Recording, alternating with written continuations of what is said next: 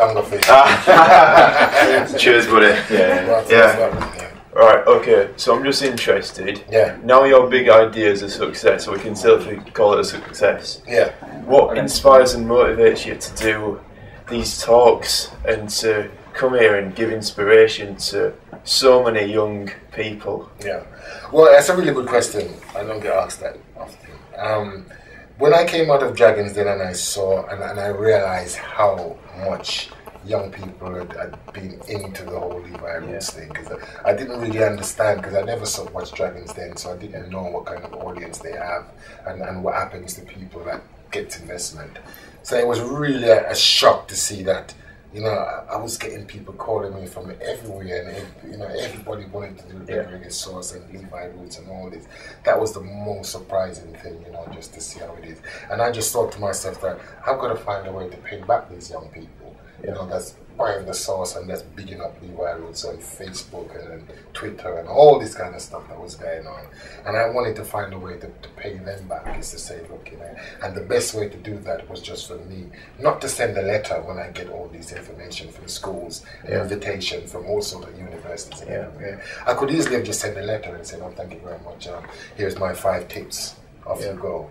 But I thought, that's not good enough. I want to go out there and I want to visit. And visit. And in the first 2 years, I was doing like 3 schools a day. Wow. It was like 60 a month. Focusing in going to schools and not doing anything else. And especially now, it's Black History Month in October. My diary is just completely full, and I can't do everything, but that is my way of giving back, it just by going in and telling the story of how I made it. Yeah, people really enjoy that. And they do, because I think if people can read something from the story, because the story is full of jokes and it's full of fun and music and I sing and all that kind of stuff. But it's within the story of how I made it from, you know, a young boy in Clarendon, Jamaica, you know, to having dinner with Prince Charles a few months ago. There's a lot of it within that journey there, and I think telling the story, hopefully people will pick things up in how you get from, you know, from Clarendon, Jamaica to dinner with the future king. I think there's a lot to be said in between that journey. So, you know, family and all these values that you keep, you know, your faith. Do you think, you know, reggae would have been the same if it wasn't for your family and all these you got some values? good questions there, boy.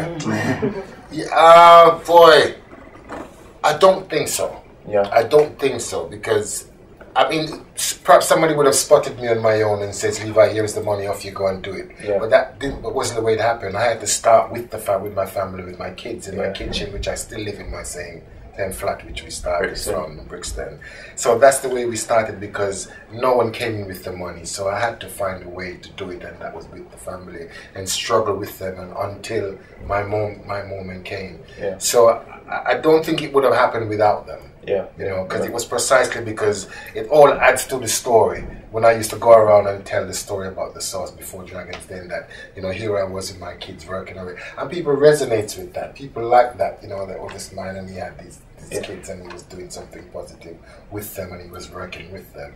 So I think that made the mystique of the sauce even more, that by the time I got to Dragons Den, even I had more confidence that actually it's a great story, you know, to see, you know, this guy who's just done his thing and he's walking around Brixton with his kids selling this sauce. But before, I never thought of it until people started saying it. You know, so I don't think it would have been a success without them, not my family at all.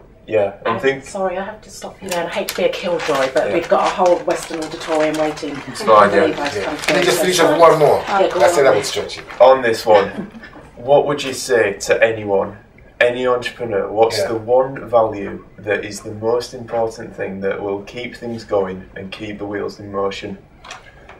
It's the passion.